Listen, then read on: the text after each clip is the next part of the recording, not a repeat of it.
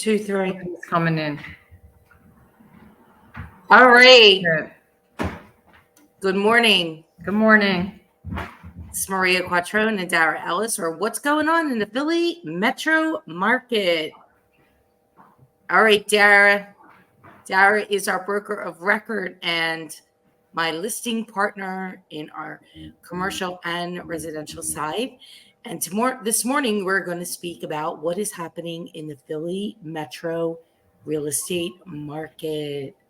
Welcome, Dara. Hi, Maria. Thanks for having me today. Excited to talk with you, Dara, as always. And so, Pete, you get this question a lot of people will say, what's going on in the market? What's going on in real estate? And we can answer that in so many different ways, right? So it depends. Like, are you looking to buy? Are you looking to sell? Are you looking to invest? Are you on the commercial side? Are you on the residential side? So what is your general answer when you get that? Well, I do have to consider the person asking me. So if it's a first-time buyer, I tell them there's never a better time than today to buy a house. They don't want to continue paying rent, paying someone else's mortgage. It's exciting to be a first-time buyer, and there's a lot of programs to help you get into a property. If it's a savvy investor, I might say to them, it's a fabulous time to buy real estate because there may be an opportunity to pick up some properties that people can no longer afford to maintain. Are we seeing that there? So in the investment world, yes, we're starting to see some people who have commercial loans that have to reset. They have to get out of them. They're not going to be able to reset them. They may have utilized their building for the last 50 years and they really don't need it anymore. Families selling out legacy properties, things like that. So it's a good opportunity for commercial buyers as well. So there's always a balance of people, I guess some of balance isn't the right word, but people always want to figure out the market. When's the top, when's the bottom? And it's a really hard thing to figure out, especially with the rising and dropping rates. You never really can time it. So what are some things that people can do? I think the best thing that people can do is really have realistic expectations. So, for example, when you're purchasing an investment property, you don't want to overstate the rents. You want to make sure that if the rents went down, you would still be able to maintain the property.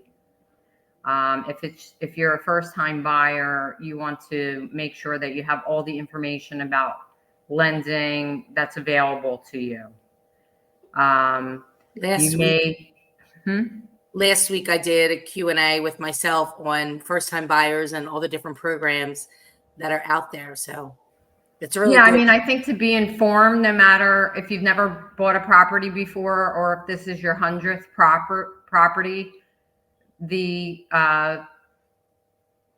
best time to buy is always now. If you wait, we don't have a crystal ball. We can't wait. We don't know if pricing will go down. We don't know if inventory will go up. We don't know if we're going to have another world event that could affect people's mood. Nobody predicted we were going to have a pandemic, a couple of wars, interest rates tripling, all in a matter of a couple of years. Nobody predicted that. At least I didn't hear of anyone predicting it. And when you're professional in the real estate business, you have to be able to, guide your buyers and your sellers through every market. I'm always optimistic. I think there's always opportunity for people. I agree. A year or this week, I heard a lot with all the different conversations I have had that we're waiting for the rates to drop. Have you heard that from people? Yeah, everybody. I just chuckle because it makes me laugh a little bit. And we could wait for rates to drop. We could possibly wait 10 years. We don't know. They could stay the same. They could go down a very minor amount. They could go up again.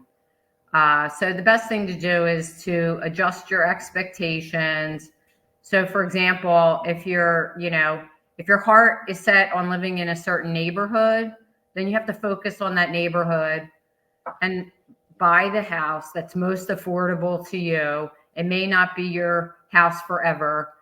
It may not be the perfect house. It may need some work, but at least you're focused on the neighborhood where you want to be. So you're suggesting that they still buy, for example, and this example was be a first time buyer, that they would buy the house and they would use their own sweat equity to fix it up. If it wasn't in the best condition that they would like it to be in. And then, that rule of 2 years owning your home. In 2 years, things can change. The value also could go up. Now you have equity and you could sell it and keep and have the proceeds all tax free, and then buy the next house that you really want. Perhaps at that point you can get into the house because you'll have more of a down payment, right? And you'll have equity over the last couple of years. Whether it's, I'm not suggesting it's 2 years, but if you're saying it has a minimum of 2 years, you have that option of moving and buying another house again, tax free. I mean, I think that's definitely a start. I love the sweat equity. Every house, even if it's brand new construction, you would always want to put your own mark on it. So if you buy a fixer-upper or maybe something that's not exactly what you had intended, you can learn to do the things yourself, or maybe family members can help you. The beauty of buying today is that we do have Home Depot and we do have YouTube and we do have ways to learn these things. HGTV. Yeah, HGTV or whatever. I fixed my own refrigerator. So if I can fix a refrigerator, I think people can learn to put in a tile backsplash or, maybe, new flooring. They can certainly paint. 5-year-olds can paint, so I think adults can learn to paint as well. May not be perfect, but you'll enjoy it because you put your time and energy into it. You'll enjoy it until you do until you do it, and then you'll say, like I did, Dara, true story, circa 2001. I decided to paint this little area in my condo red. That's like one of the hardest colors to paint. Red is a tough color. Yes. The saturation of it, just to get it the way you want it is difficult. It took, I think I gave up, and I think I had my brother Damon come over and finish for me. I never painted after that. So we have a lot in common because I once painted a bathroom red, bright, bright, bright red. And then when I wanted that to go away, it took like 10 coats of paint to get rid of it. I left it and then sold the house. That's the property I sold in 2 years, just over 2 years, my first home. That's how I know. Yeah, but it gave you a memory, and there was, I'm sure, some joy in it. It might have been difficult. I love that place. You appreciated it, right? I loved it. And it needed work, but it was beautiful. It was beautiful. And I did some work and I loved it there. And the reason I sold it actually is because I saw the market going up and I wanted to cash out on that. I was like, oh, I can make $100,000 in 2 years by really doing hardly anything. Cha-ching. Yeah, that's a lot. I mean, that's a lot of money. I think the first house that I bought, I sold in a couple of years, and I think my profit was maybe about 40 or 50,000. And that's still, it was a long time ago. That was a nice chunk of money to be able then to put down on the next property. But the thing that was most enjoyable about the first time house, I had a kitchen from the 1950s, literally a refrigerator that had one of those like arms that you had to pull to open it. But it was all functional. And I just had so much joy bringing my family there, my friends. And I think I was 21 years old. And I might have been the first person in my peer group to buy a place. And it made me feel great. And at that time, the interest rates were about 8.5, and I didn't know any better. So I found a way to buy a property with an 8.5 interest rate. So people today are more fortunate than that. They're lower. I think that that's part of it. I think it's perspective. The perspective is that the rates have been artificially low for the last several years due to I'm guessing the pandemic was part of it. But prior to that, we were in the fives for a long while. And I think rates started to dip into the fives around 2000 and maybe 12 or 13, something like that. So for almost 10 years, we had artificially low rates. So people got used to that. They got used to, when the media doesn't help it, doom and gloom. There's never like, oh, there's good news. Do we ever hear like good news come from the media? No, because good news doesn't make headlines. It doesn't sell. Well, nobody reads the newspaper anymore, but it doesn't sell TV ads, right? We all want to. It's always like doom at 11. Stay tuned. We've had these economies before. There's been times when it's actually been worse, when people couldn't buy gas for their car, when there wasn't fuel to heat the houses. Interest rates were up to 18%. And somehow people still in the real estate business made a living. People still bought and sold properties. They were just more cautious about what they bought. There'll always be people that need to buy and sell, right? Consumers, they move to other locations, they're retiring, they have a job relocation, their family, which was once one, became three overnight, and then number two kid on the way, and they're still in a little apartment or a condo. They can't, 4 people in a 1-bedroom condo just doesn't work. So they have to buy and move up into the next size home. Same thing in downsizing. So you can't, a lot of people aren't want to stay in their 5,000 square foot house with 2 people or 1 person in it, heating that house, cooling that house, just the expense of the maintenance on a property like that. So regardless of whatever else is happening, the first thing that always happens is lifestyle. And we buy and sell due to our lifestyle and or a change in our lifestyle. And that's really the crux of it. An interest rate can't stop you from selling if you're focused on a life event reason for having to buy or sell. So there will always be opportunities in any kind of market, especially one like today where things are a little tighter. I feel like you've seen many more markets than I have. It's been 20 years, but I feel like it's a little bit like 2007 without all the bad mortgages. Yeah, I think there's a lot of other economic factors that are hurting people today as well that may not have been around in 2007. I'm not an economist, but I feel the pinch when I go to the grocery store, when I have to get my car repaired, it's expensive. When I look at what the rates they're charging on credit cards is, I'm at the stage in my life where I don't want that debt.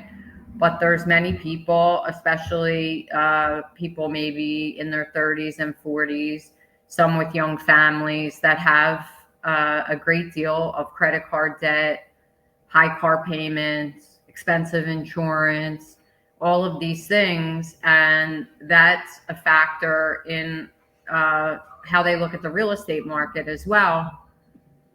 But there's always ways to make something work for you. So for example, when I was a child, we shared bedrooms.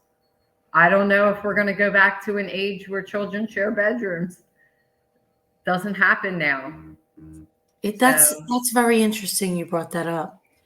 Yes, I always shared a bedroom for my entire childhood until I was 17 years old. Yeah, in my family, we had a boys' room and a girls' room. That was it. That's it. Shared. So, that's a way of tightening the belt. Maybe you don't need a 4 or 5 bedroom house. Maybe you could use a 3 bedroom house, but it's in the location that's good for your children's school district, or you get a different quality of life because you have a nice backyard. or you're closer to where you work. There's all these other types of life decisions that should go into buying a house, not just how big of a house am I getting for the money, right? How much can I afford? Let me buy the biggest thing I can afford. It shouldn't be like that. It should be, let me buy the thing that's best, the most practical, something that's going to be, enjoyable. I mean, I bought the current house that I'm living in because I wanted to be close to my parents' house. I wanted to have all one floor. And my house was a disaster when I bought it, but it had the right location and it was all one level. So that's what I needed. The rest could be fixed. And it wasn't terribly expensive, right? No, actually it was well beneath what I could have afforded. But I knew I was going to have to do some, fixing and, nothing like structural, but all cosmetic fixing. But basically you can't change the location, and the one level, all on one level, is not the easiest thing to find either. So I took the two most important things to me, and that's what I bought, even though it wasn't the perfect house. Yeah. All one level. I would love that. I have forced Right. up and down, up and down. Yeah, and I think that's also a reason people buy houses. You get to a certain age and you say, I'm going to be traveling more. Maybe I'm going to be retiring in a few years. Maybe I'm going to be on a fixed income and I'll have to, take care of my property myself. I won't be able to necessarily afford third parties to help me or whatever. So those were all factors in buying. Like for me, I thought this is going to be my forever house. I don't ever want to move. And I bought a house where I can easily clean the gutters. I can easily get to grocery stores and doctors and entertainment from there, even if I'm not driving. All of these things, even though that might not happen for 20 years, that was in the back of my mind when I made the purchase. That's really good advice, Dara. We've wanted to move out a little out of downtown. And I still would like that old big house, but I'm glad that it didn't work out. Being proximity to the office is really important to me too. That's one of the things that is important, that I can get into the office quickly, and I'm there within 6 minutes, 7-minute walk if I'm walking slow. And so it's these little things that you need to decide. So we're not going to sell our house definitely in the not next 12 months. So I was thinking, well, we can get new furniture though. We can make it look different, and we can paint it again and spruce it up, because it is now I've been here for 12 years. We've been here for 12 years. So it is 12 years old. So maybe we take off all the hardware in our kitchen and, we just change things up. That's a possibility. Also, instead of spending that money for that kind of house, we can invest in other real estate that may be coming up. It's a good investment. And, I feel that inflation too, and we have good jobs and we make, good money. And although it's been difficult with all the bills and everything this year, but everybody feels it. And to say that, if somebody can say that they don't feel it, like I go to the grocery store, I can't believe how much things cost. Right? I actually started. We go to a butcher every Sunday and we buy our meat directly from the butcher. So I don't getting it directly from them, Esposito's, and then I get the produce right outside of there. And I watch what we spend every week for food. I can't believe we went to dinner the other night, and we got burgers, and I had 2 wines, and it was 110. It was 110. Chip had a burger and a Sprite, and it was 110 with tip. He's like, how could it be $100? I'm like, it was $100. It's actually the same amount of money that I spent at the butcher and the produce place. And I make all of our food. Right. So all that's expensive. So, when I'm in a buyer consult with someone maybe buying what I call a move up house or their first house even, And I even have the conversation with the savvy buyer that money is not so tight for, right? We have the conversation of, what do you want to get out of this move? Do you want to upgrade your location? Are you looking for something that's more suitable to your lifestyle? Do you want more outdoor space? There's a lot of things that go into the decision making. I mean, for me, location is an old adage, and everybody, some people don't know what their location is, right? So I have that conversation, especially if say they're just moving to Philadelphia, they might not know the neighborhood. I ask them the questions: where do you work? Do you have children? Do they go to school? Where do you want them to go to school? Is there places for them to play around? Are you going to join a house of worship? Do you want to be within walking distance of that? Is it important for you to have a gym nearby? And then they have to find what location makes them happy. There's plenty of beautiful places in the city of Philadelphia to live, and also in the suburbs. If they just say, I want to live in the suburbs, it could be, Montgomery County, Bucks County, New Jersey. It's all beautiful. But what's convenient for them? If they don't want to drive to work, they have to live near where there's a train or a bus situation. So one of our clients, Dara, that's settling in 2 weeks, he moved here from the DC area, and he didn't know the area. And so we had to figure out, like, what is the best location. He wanted to be within 30 minutes of Center City, where his office is. So at a certain price point. So that also helps you narrow it down too. Like, you won't be at this price point. You won't be on the main line. You have to go in a different direction. We had another client, same thing. They wanted to be within 30 minutes of CHOP. And so that puts them either in the Drexel Hill, Haverford area, or on the main line. They ended up in Penn Valley because they could afford the prices that are in Penn Valley. But sometimes, depending on where you work and the time that you want to travel and your price point, is going to dictate too what sections that you can go in if you want to stay, whether it's on the Jersey side or the Pennsy side. So I think that helps buyers also narrow down where they want to be. Yeah, and when we're speaking to them, we have to get to know them, right? Some people want brand new, and then that's going to also narrow down their choices. Right. So just like we talk about, basically buyers are comparison shopping. And they're saying, for what the kinds of homes I like, for the location, for the condition, and for the price, what properties meet my criteria. We had another family who was in Huntington Valley. They wanted to stay in that area. They were renting. That was important to them because their daughter goes to a school there, and they have a business there, and they also have support. Friends, support, family. That's critical. Like that. I mean, so those things critical. that property there was going to be a bidding war, but we actually won before there was a bidding war based on the strategy that we worked with them on. And then we had another client this year who wanted to be in the graduate hospital area. One works at Jeff, one works at Penn, both in physicians and a PA. And so they wanted to be within walking distance of the hospitals. They already lived in Graduate. They were renting for a very expensive rent, $3,500 a month. And they knew that they just wanted to be in this area only.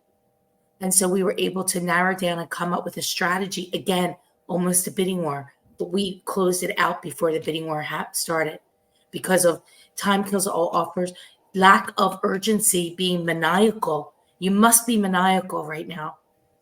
We'll get the deal done prior to anybody else getting it done. And I run around the office like I'm a maniacal urgency. I'm standing on the roofs and the building's on fire. I'm saying, fire, we got to move faster. What would you say to that? Well, I think that goes back to what I said earlier about being prepared, right? It's no joke when we tell people You might only see 3 houses, and you need to be prepared to put an offer in on one of them. If they're buying in one of the suburban areas where inventory is very, very low, they might only see 1 house. So, they have to have a rapport with us. We have to lay everything out on the table, expectations, what's going to happen next, make sure they're prepared, make sure they're already pre-approved, make sure if they're getting a gift that's in place, make sure if they're liquidating 401k that they know how to do that. So when they're making the offer, they're prepared, and we can put best foot forward, especially in the suburban areas, where there's so much competition. Yes, even though the market it's challenging in each area for different reasons. So in downtown, it might be challenging because things aren't selling the way that they should, except for if they're in the best condition, in the best location for the right price. They'll go quickly. If they're not and they're in the tertiary area, then, and even if they're brand new, they may sit for a long time because there's more inventory. But if you're going out to a suburban area, there may be only a handful of properties that are on the market, especially right now during this time of the year. So it's being prepared, as Dara said, and to be working with somebody who is maniacal, who is like literally, I would almost say, on top of you, right? Because they know exactly what needs to happen in order to get you into this property. And those 4 clients that I described, I was maniacal with them and the process and my communication in order to get them to the next home. And the same with our sellers. Dara, let's switch a little bit now to the sellers. Yeah, I was just thinking that even on the seller side, preparing them that depending on location and the type of house and the price range and so forth, maybe there are only going to be 1 offer. They might be hearing the news that there's multiple offers and bidding wars going on in the real estate market, and that's not the case in every single area. So when 1 offer comes in and it's a good offer, I try to prepare them up front that this might be the only offer and we should make the best of it that we can. It's also about sellers putting their best foot forward, making sure that the house is prepared before it goes on the market, making sure it's clean, making sure all their personal things are put away. Maybe closets get cleared out. Anything that needs to be repaired should be repaired.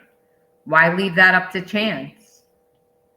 Somebody may not buy a house because they think that it's not in good condition because you have a leaky sink or something very minor. Well, the minor things should definitely be taken care of. Bringing another thing to the table is doing a pre-inspection. Yes, the pre-inspection is critical. We just did one right now on a property. It's just so buyers can see there's nothing wrong with the house. It's totally fine. So they can also make a offer if they want non-contingent on the inspection. It's one less thing to worry about. So then what does that mean? That means confidence for the buyer to move forward. They know that they're buying the house. Confidence for the seller to know that the deal is getting done. Now we don't have to wait 12 days 10 days for an inspection and then to negotiate the inspection. And then God forbid that it doesn't go through, then you got to go back onto the market. All that's eliminated. These things are important. They take extra time. They take extra effort. They take working with a broker who knows exactly what they're doing and not just throwing the property up on the MLS and hoping something happens. It's just not a good strategy today. It never was a good strategy, but it certainly is in today's market. No, when you have a lot of competition, especially in areas where there might be a glut of properties on the market, which there are some areas of Philadelphia that meet that category, you always have to put your best foot forward. You can't expect that there's going to be a bidding war. The price has to be priced correctly. You can't price it based upon your neighbor's house that sold a year ago or your neighbor's house that was new construction that had a tax abatement, or your neighbor's house that might have given, a $10,000 seller's assist. All that has to be taken into account up front.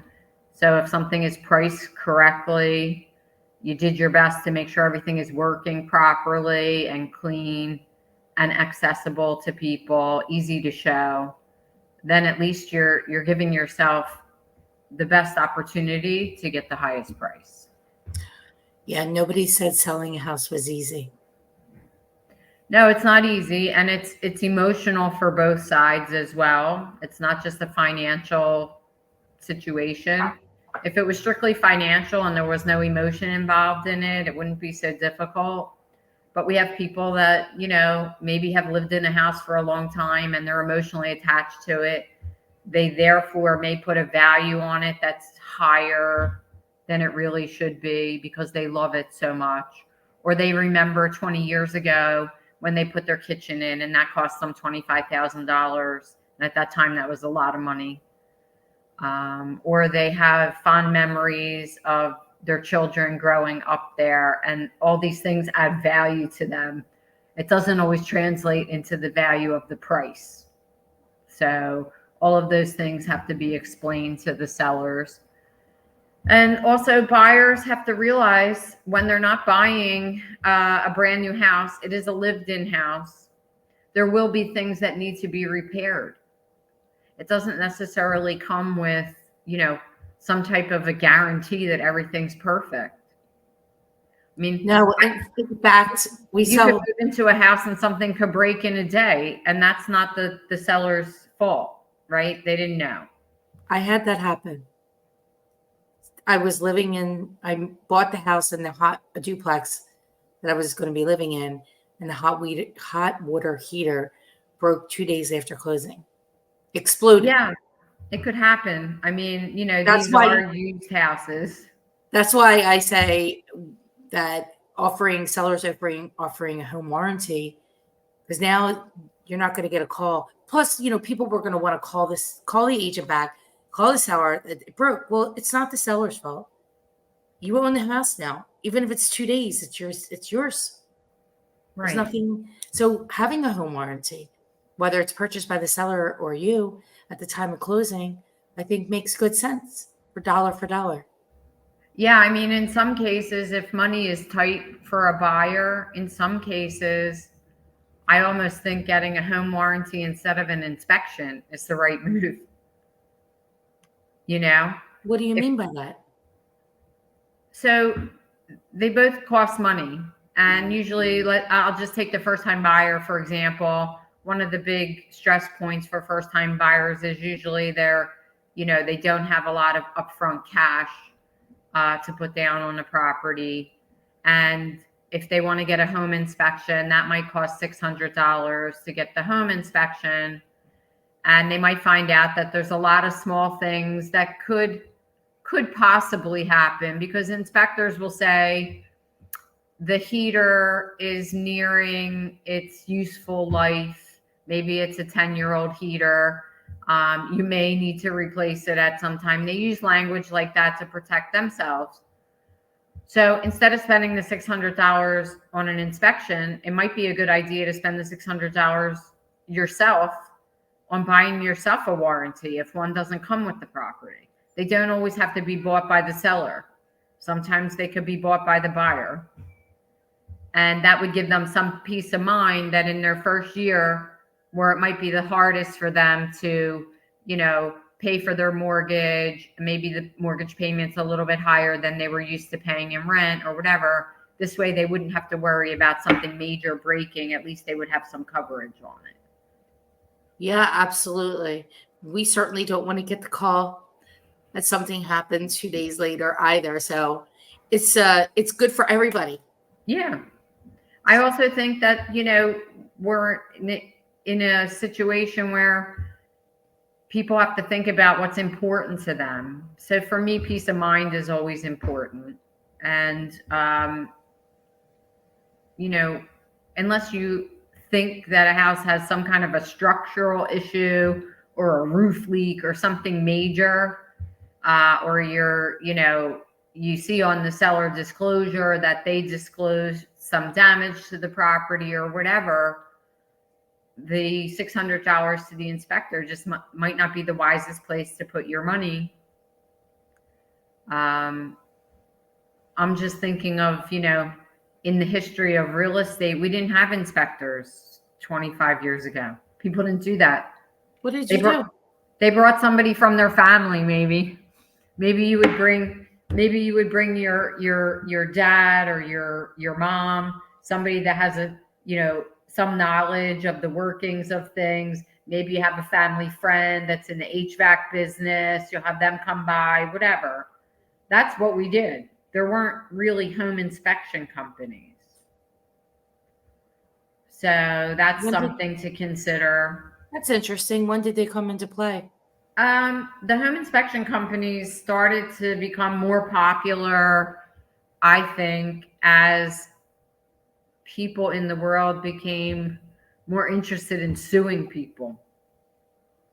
So it's a protection for real estate people to say, I'm not making any determination about this house. Why don't you get a home inspector and they can tell you whether, you need plumbing work done or a new heater or, something's wrong with the foundation. They'll be able to tell you. It's one, little extra way to protect yourself. But at the end of the day, the buyer has to be able to make their own determination where they're going to put their money. And I often thought that buying themselves the warranty is a smart thing to do. Well, my take on the warranty. I think home warranties are great to have. So seller can offer it in the package for marketing the property. And the buyer could choose if they're getting a home without it to buy it at this, put it on the settlement sheet on the Alta or the HUD. Yeah, and it's a great negotiating tool also. So for example, in these markets where people are having to drop the inspection because the market is very hot and it's very competitive and sellers are not taking any contingent offers, that might be something we suggest to the buyer. If you're worried about something, get yourself a warranty. So there's always a way to make something work. If people are flexible and people are informed, and agents also have to be informed. Agents have to work together, right? They can't be rigid. Well, I had a closing last week. Problem. I'll give you an example of rigidity, right? We had a closing that almost didn't happen over a light switch. One light switch in a property was not functioning properly. In the mind of the seller, it was functioning properly because that's the way it had been for 25 years and it was fine with them. But to the buyer, it shouldn't be that way. And both sides were not flexible about it. So basically, we suggested if the seller wasn't willing to fix it, was there a dollar amount that the buyer would take and they could have it fixed by their own electrician? And they came to a compromise, which was nice. But that's what it's boiling down to today, setting expectations, having people, they have to know up front that there might be some flexibility on both sides. I think that's really important that you bring that up, Dara. Excuse me. That you bring that up because one of the things I always like to say is no real estate transaction is going to be perfect. There's going to be bumps in the road.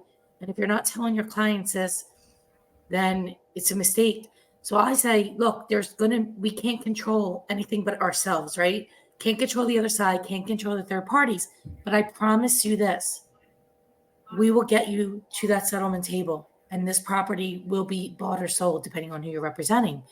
And I think it's important to lay out expectations that there are going to be things, no matter in the perfect scenario, there's still always something.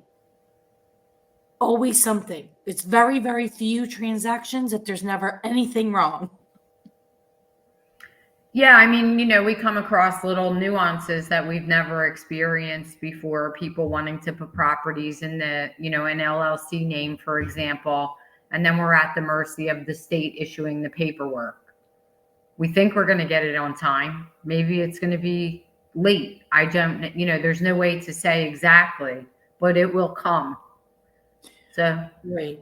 if it takes an extra day or so, I have people that are afraid to move out of their property because they're afraid that settlement won't happen and they'll be moved out.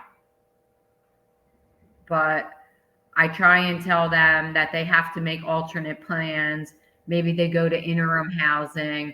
Maybe they,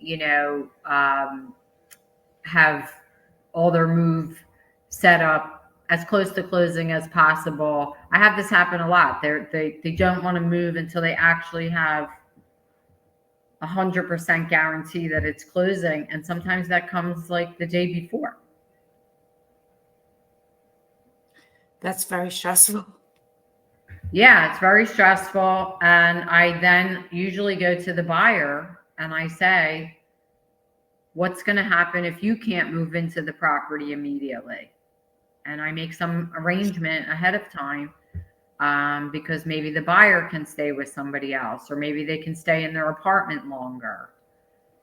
Maybe they can allow the seller to stay for an extra week to move out, that sort of thing. So there's always a way to fix something. You have to have the cooperation of the other broker if there is one. You have to talk to all parties. People usually are smarter than me most of the time. Sometimes they come up with their own solution, and it's just up to me to facilitate that. So I don't know about that, Dara. You're pretty smart. well, I've seen a lot of things. I try to implement what I've learned in the past for the better of my clients now, but I still come across things that I never saw before. And so I'm not afraid to tell the buyer or the seller, whoever I might represent, that this is the first time I ever saw this happen.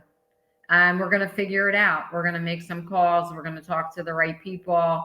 And together we're going to figure it out. But they have to know that they're on my team. We're teammates together. And we're going to figure it out to get it to the closing table. Absolutely. Tanya's asking about the fear of inspections. I think we talked about inspections. The fear of inspections. Oh, fear of inspections. So, I mean, people on both sides have fear of inspections. Nobody wants to buy a house that they think, is going to be, we used to call it a money pit after that movie where something's going to break every single day and you're going to have constantly, to fix things. I think that buyers need to be educated that the purpose, in my opinion, of the inspection is to give them peace of mind that what they're buying is not going to happen. It's not to say it's perfect, and that the inspection will tell them that maybe sometime in the near future they should think about recoating the roof, or they may want to replace the refrigerator because it's near its life expectancy. Or they may want to, fix a hinge on the front door because it sticks or whatever. It's not to say that this is a bad house and you shouldn't buy it. So you have to try and take the fear out to the buyer and let them know that it's a tool that we use to give them knowledge, not necessarily to scare them. And on the seller side, we have to also tell them not to be afraid. They don't know everything that's wrong with their house. I look around my house. I've lived there now for about 10 years. And there's a bunch of things that could use fixing. But because I'm the one that's living there, I don't fix them right away. It doesn't really bother me. Like one example is I moved my thermostat and there's still a hole in the wall. Well, it's patched, but it's not painted. So that would show up on a report, paint needs a paint and spackle hallway or whatever. It doesn't bother me right now, and I'm going to eventually do it. But that's not something that's like a life-threatening situation. So, but I always tell the sellers, you might not see things as you're living there, and let the inspector come in, whether they have the pre-inspection done before the buyers do it, whichever method you use. I think it's a good thing. And the sellers then, if they do a pre-inspection, they can choose to make some of those repairs if they want. Absolutely. And that's a that's a real helpful tool to have the inspection done. So not everybody wants to do it, but I think that it is something, if I was going to sell my home, I would do. So I usually go by things that I would do. I would Right. offer a warranty. If I moved out of my house, I would probably stage it, which I did for other properties. The last couple properties that I sold, I staged them, not just virtually. I staged them with real furniture, and they sold pretty quickly and for good prices. So it took a lot of time and effort, but Chip and I did it. And one, we had a company do it. The other one, we actually did ourselves with our own stuff. It worked. Yeah, I mean, I think that's a great I wouldn't idea. tell everybody to do their own staging, but since I've been in the industry, I kind of know to do. But Yeah, and there's all types of staging. You can stage with your own furniture, but put all your extra stuff in storage or in one of those pods or whatever, and really what I call depersonalize the property. You're making yeah, it more we could have a generic whole. so that everybody that goes in there can picture their own things, We certainly can have a whole video on getting your home ready for sale. I think we should probably do that another day. Good idea, because not everybody's a fan of the Eagles. I hate to say it, but if you have a whole room, if your living room is decorated in Eagles decor, not everybody will like that. And it better not be Dallas. That could happen. I had a house that he had a big screen TV and Dallas was everywhere. And I told him, I hate to tell you this, but you're going to have to take it down. Yeah. This is a big problem. A big, big problem. But I digress. We're going to save this for a whole nother live where we're going to talk about how to get your house ready to sell. And I think that'll be a great one to do. And then sometime in the next month or so, because a lot of people will start to prepare for the spring market. They're going to want what a lot of people like to put their houses on the market in February, March, April. And so after the holidays, they're going to start to prepare. A lot of people don't like to put their houses on in the market in the holidays. I actually think it's not a horrible time, especially if it's all decorated beautifully. It feels warm and inviting and pretty lights. So I love lights and decorations for Christmas, but that's me. And I would love to see a house that I was going to buy decorated for the holidays. I mean, I think that's great when it's when it is actually the holiday season, like in December. But if you're like me and a little bit of a procrastinator, and sometimes my Christmas tree is up till like March. Oh, it's not so cool. It's not so pretty. I hope you're you don't have showing a house in March, and I hope you don't have a live one. No, it's artificial. But the thing is, people don't like to see a house with a tree in March or February. No. The rule of thumb is January 6th is the cutoff. Right. So right. Little Christmas. Anyway. It's always good to, take into account how the homeowner treats their decorations, right?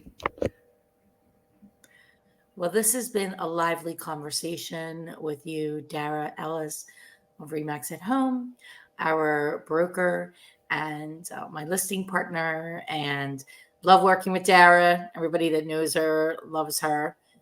She is a very humble woman who has a lot of emotional intelligence and is always looking to do the right thing for the clients that we represent. So thank you, Dara, for, wow, we're coming up on almost in a month or so, 7 years of working together. I think it's 7 years. Am I wrong? Yeah, it 7 went years? by fast. Yeah. Well, We still thanks. look the same, right? I have a filter on, so I don't know.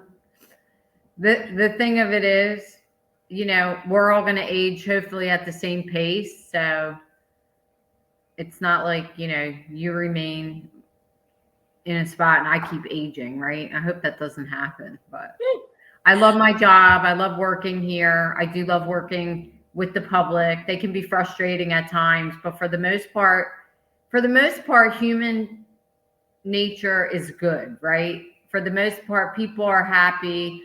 Even though buying a house is stressful, it's also a happy occasion. Even investors love spending money. They love buying buildings. It's exciting to them. So I love my job because every day is different, and I look forward to at least another 7 years in the industry. I thought we were getting another 10. Well, really, I'm planning on working till at least 75. So it's 15. If you're still working, I'll be still working. Oh, I hope we don't have to work, Dara. I hope that we just Yeah, I know, but we don't want to sit home all day either. That's not good. No. We take vacations in between. Right. Well, thank you so much for your time, Dara. It's great. Looking forward to the coming week. We have a busy week ahead, even though it's Thanksgiving. There's still people. We have a lot of closings this week, so keeping my fingers crossed that everything goes through with those. I got a bunch. I think like 6 or 7 coming up. Yeah, I think everything's in place. So, but I'll be ready for any, boomerangs that get thrown my way. So exactly. And we have our MQA holiday potluck luncheon on Tuesday, so I'm excited about that.